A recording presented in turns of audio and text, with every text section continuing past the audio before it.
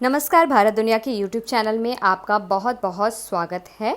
ओम प्रकाश राजभर ने उत्तर प्रदेश विधानसभा चुनाव के समय भाजपा सरकार और भाजपा नेताओं के खिलाफ जमकर बयानबाजी की, लेकिन विधानसभा चुनाव खत्म होने के कुछ ही महीनों बाद राजभर के तेवर बदले हुए से लगने लगे हैं।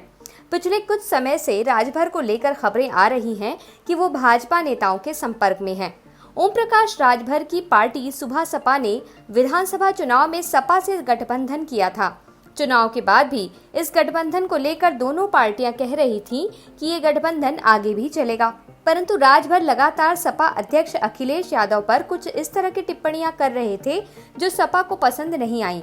ओम प्रकाश राजभर ने मीडिया में बयान दिया कि अखिलेश यादव को एसी से बाहर निकलना होगा। इतना ही नहीं, उन्होंने तो यहाँ तक कह दिया कि वो अखिलेश को एसी से बाहर निकालेंगे।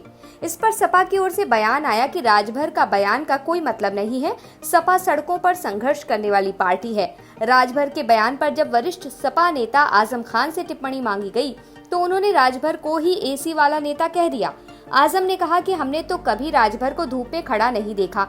राजभर ने भी पलटवार किया और कहा कि अगर वो धूप में न खड़े होते तो सपा की इतनी भी सीटें न आती। ये नोक-झोंक लगातार बढ़ रही थी, दोनों पार्टियों में दूरी दिख रही थी और सुबह सपा की नजदीकी भी भाजपा से दिखने लगी थी। इसी पर शनिवार के रोज सपा ने बड़ा कदम उठाया और ओम प्रकाश राजभर के खिलाफ पत्र जारी कर दिया।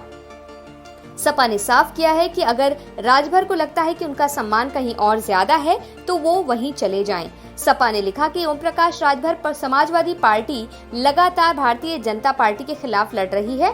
आपका भारतीय जनता पार्टी के साथ गठजोड़ है और लगातार भारतीय जनता पार्टी को मजबूत करने के लिए काम कर रहे हैं। अगर आपको लगता है कि कहीं ज्यादा सम्मान मिलेगा तो वहां जाने के लिए आप स्वतंत्र हैं। सपा के लेटर पर अब ओम प्रकाश राजभर का बयान सामने आया है।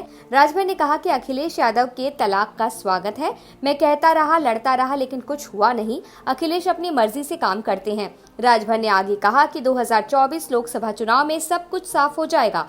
सपा ने ओम प्रकाश राजभर के अलावा अखिलेश यादव के चाचा और प्रसपा अध्यक्ष शिवपाल यादव को लेकर भी एक पत्र जारी किया, जिसमें उन्हें भी यही कहा गया कि अगर शिवपाल यादव को लगता है कि उन्हें कहीं और ज्यादा सम्मान मिल सकता है तो वो वहीं चले जाएं। शिवपाल ने भी इस पर प्रतिक्रिया दी। उन्होंने फेसबुक पर लिखा, मैं वैसे तो सदैव से ही स्वतंत्र था, लेकिन समाजवादी पार्टी द्वारा पत्र जारी कर मुझे औपचारिक स्वतंत्रता देने हेतु सहृदय धन्यवाद। राजनीतिक यात्रा में सिद्धांतों एवं सम्मान से समझौता अस्वीकार्य है।